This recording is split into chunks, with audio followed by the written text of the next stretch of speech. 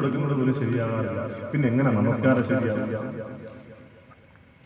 ചില ആളുകൾ നേരത്തെ പള്ളിയിൽ പോയി ഇരിക്കുന്നത് കൊണ്ട് നിങ്ങൾക്ക് ഒന്നും നഷ്ടപ്പെടാനുള്ള പ്രതിഫലമേ കിട്ടുള്ളൂ.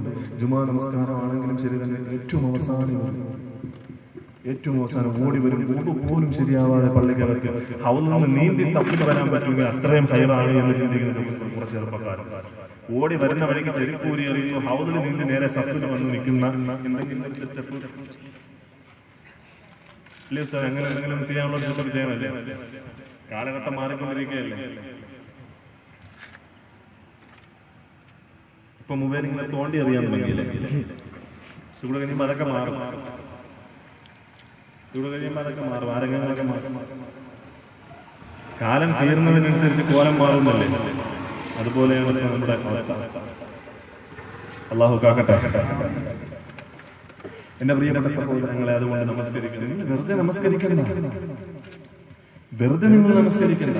പ്രതിഫലം എന്ത് കാര്യം ചെയ്താലും പ്രതിഫലമുണ്ടല്ലോ.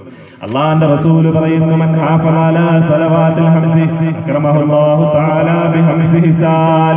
ആരുടെ ജീവിതത്തിലാണ് 5 നേരത്തെ നമസ്കാരം കടന്നു വരിക, 5 കാര്യം കൊണ്ട് അല്ലാഹു നിന്നെ ആദരിക്കുമെന്നാണ്, ബഹുമാനിക്കുമെന്നാണ്.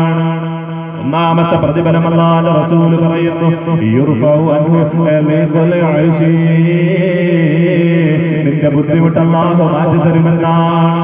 നിന്റെ ദുനിയാവിലെ ബുദ്ധിമുട്ട്, രോഗമാകട്ടെ എന്താകട്ടെ, അല്ലാഹു മാറ്റി തരുമെന്നാണ്. ദുനിയാവിലെ രോഗം വന്നാൽ, കടമുണ്ടെങ്കിലും എല്ലാം അല്ലാഹു മാറ്റി തരുന്നു.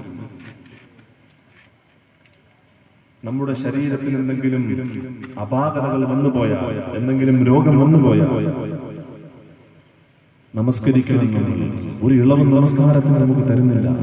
അല്ലാഹുവിന്റെ റസൂൽ പറഞ്ഞു, കഴിവുള്ളവൻ നിന്ന് നമസ്കരിക്കട്ടെ, ഇല്ലാത്തവൻ ഇരുന്ന് നമസ്കരിക്കട്ടെ. അതിനും കഴിയുന്നില്ല, കിടന്ന് നമസ്കരിക്കട്ടെ. ഇനി അതിനും കഴിയുന്നില്ല, നമസ്കാരം